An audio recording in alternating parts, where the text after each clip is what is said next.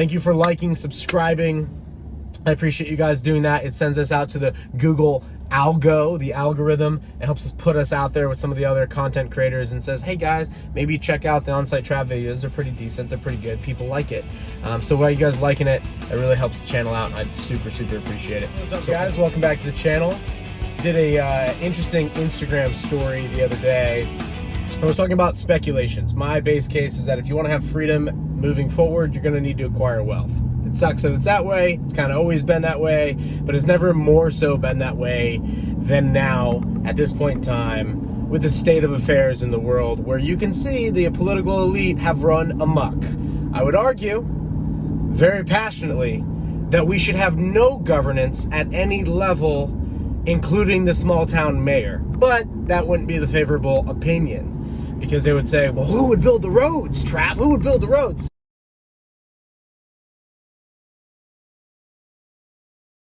Same people who built the roads before there was an income tax in 1913. Private roads. Everything should be private, in my opinion. There are problems, but there are less problems. Also things, reality exists. But nonetheless, let's talk about speculations. Things that are on my radar. Not financial advice. Don't believe in financial people. I think that they're pretty much scum. They're basically working an asymmetric trade where they're grabbing 1% of your portfolio for your privilege to buy into their, fake and gay mutual fund, index fund, whatever it may be. And they make money regardless, and you win or lose, but not based on their efforts, which I think is a huge issue with the traditional finance system, and I don't think it will last too much longer. Things have lasted a lot longer than I thought they would at this point in time, but 10 years, 15 years, 20 years from now, we'll be laughing at the fact that you had a fund advisor back in the day and took 1% of your portfolio away, and when you compound that out like 30 years in the future, you realize the cost of having that guy is like $1.5 million. Nonetheless, speculations that exist because of our political distortions. I think uranium is a very interesting, very interesting speculation at this point in time. The greenies haven't figured out that if you want zero carbon, green energy that's cheap and really affordable and very competitive as far as industrial nations go, and uranium and nuclear power is going to be your best option. There's like 6 major players in that space, so you really can't mess up. The cost of producing uranium earlier in the year was more than the price. So literally you're talking about a product that was selling at a lower price than the cost of manufacturing or producing it. Obviously, math is math, and the price went up, and the miners went up on top of that.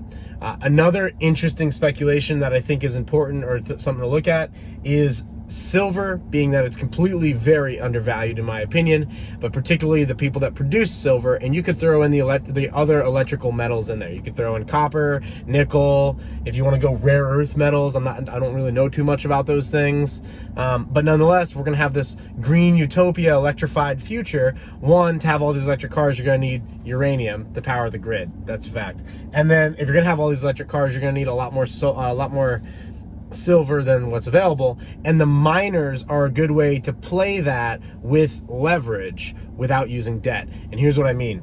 If the price of silver is $25 and it costs you theoretically $10 to get it out of the ground, your profit is $15 an ounce. But if the price of silver goes to $50 an ounce and it still costs you $10 to get it out of the ground, well, your profit is $40 an ounce. So what's happened is the price of silver has doubled, but your profit has gone up 2.5 times. 15 to 40. That in almost anything, like oil and gas. Oil and gas, the more that Uncle Joey continues to do stupid stuff, and there is an end agenda here. There is a game plan. They don't want the peasants driving on the road. There is, in their opinion, no need for them to drive on the road. They want you to ride on electric buses or live in the pod and eat the bugs.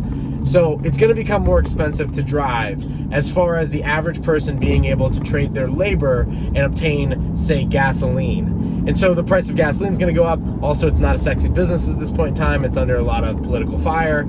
And so there's not going to be exploration. There's not going to be drilling. There's not going to be additional investment put into the oil and gas. It's going to create shortages by design, but also, by Exxon. That's one option. And you get paid about 6% interest to own the stock, and dividends. So you're going to get a passive income on this thing. Plus, if oil continues to rip, which it will, it's going to rip until, who knows how. I mean, they're really anti-carbon. So, they got to make something the enemy. And from decade to decade, something has always been the enemy. At this point in time, it's carbon. We kind of all saw this coming 10 years ago, but hey, it's here now. And we got greenness and wokeness, and until there's an event, that's pretty much going to stay.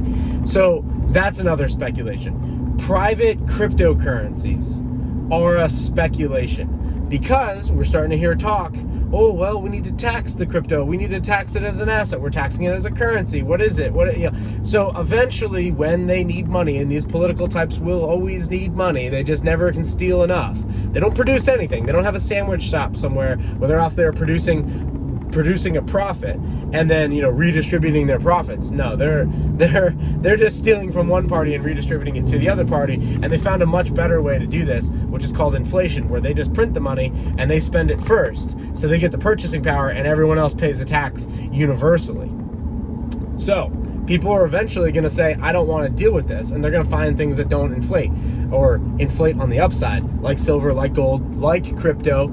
But the problem with a public blockchain is that it's public. You can say who, what, when, where, and how they spent it. So if at any point in time they feel like they're losing control of the money supply or the money system, meaning like, oh my gosh, there's more transactions of cryptocurrency for goods and services than there is of US dollars, they'll come out and say, oh, it's used for terrorist activities, it's used for drug dealing, it's used for sex trafficking. That's called the US dollar. There is no currency on earth that is used more for money laundering and illicit activities than the US dollar and banking system.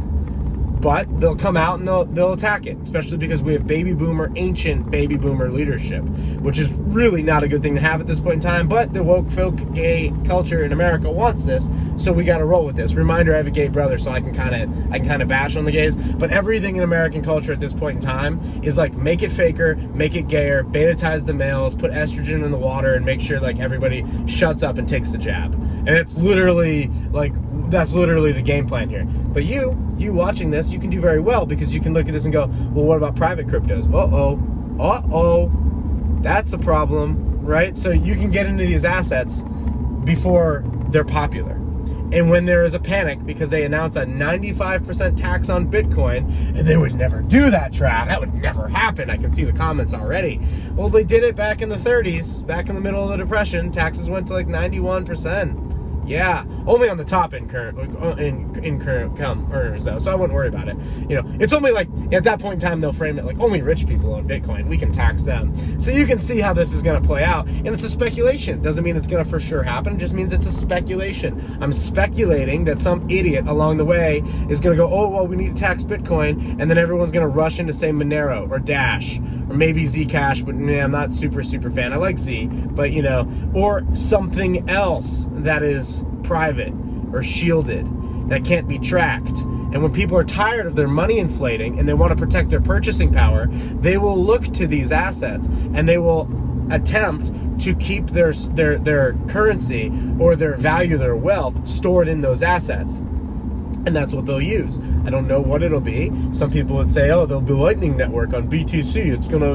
It's a freaking mess. But anyway, I don't want to dive down that rabbit hole because the BTC hornets are rough. They'll come after you for sure.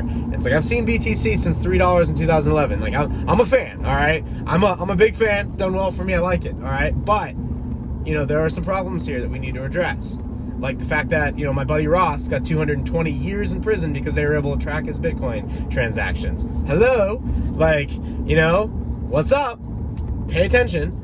He's also in my opinion, he was America's best CEO, and history will probably look at him favorably. He was the guy that ran Silk Road. I had the opportunity to meet him several times at conferences when we were students, and we'd go to an event, Students for Liberty, and he was around, and he was just an incredible guy. And what our own government has done to him is criminal. It's beyond immoral.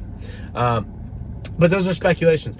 In addition to that, you can look at the Clinton years of the assault gun bans, and you can speculate on that. Robert Kiyosaki was recently saying, like, well, what's going up in value? And he's like, well, I'll tell you, one of my best investments was buying a pallet of 5.56 at 5 cents a round, and now those things are $1 a round, and I'm selling them for $1 a round. He claims to have has a warehouse with pallets of 5.56, and, you know, think about the math on that. The dude just literally 20x his investment. I mean, that's pretty serious.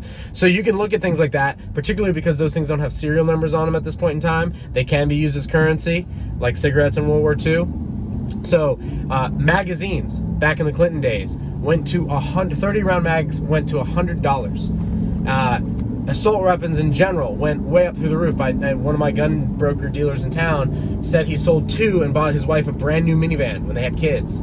That's how high the pricing on these things went. So you can speculate when these political elites start to see a very restless American public, when things get worse, and they will. The trend is in motion. So when things get worse, the supply shortages get more intense, you know, they lock me down harder, daddy. Like when they just continue to do these things and people start to talk, what are they going to do? Well, they'll ban Russian ammo. They already did. They already banned the most scary round in the world, the 7.62, the only round that's never been conquered by the U.S., the Russians, well, the Russians technically invented it, or the Brits, right? And yes, I am referring to the Taliban. They have never been conquered by the 3 empires because they are based, very valued based. You don't have to agree with the values, but they're very based. And they run the AK-47, which runs the 7.62, and it's a really difficult round to conquer. You can argue about its accuracy all you want, but at the end of the day, it hasn't really been conquered at this point in time.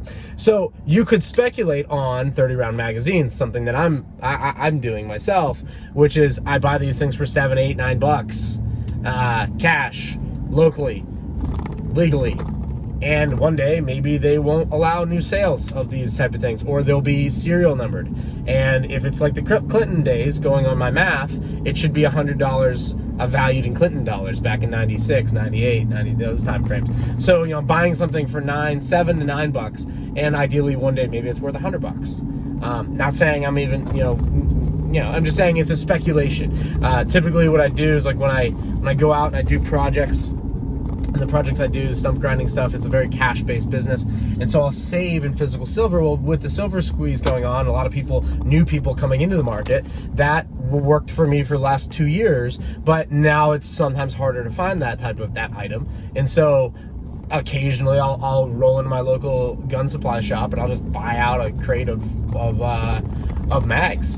And I'm just like, hey, if they ban these things, they're going to be valuable. And if they don't, I'll be able to use them at my own ranch and have them. So anyway, it's a tradable device. It's something that you can trade. What I'm getting at is that you need to be prepared, and you need to be able to speculate, because the game here is acquire wealth. And the way that you acquire wealth is you have an income. It doesn't really matter what the size of that income. It's helpful to have a bigger income, but it's all about your savings rate. How much of that income are you saving? And then where is that savings going so that it grows in value? And I think the best things that you're going to see out there that's going to grow in value from here on out is going to be cryptocurrency, is going to be miners of commodities, and is going to be things that they cannot print and that they may ban. And I think that those are probably your best speculations, and are also useful for currency. You can literally trade those things.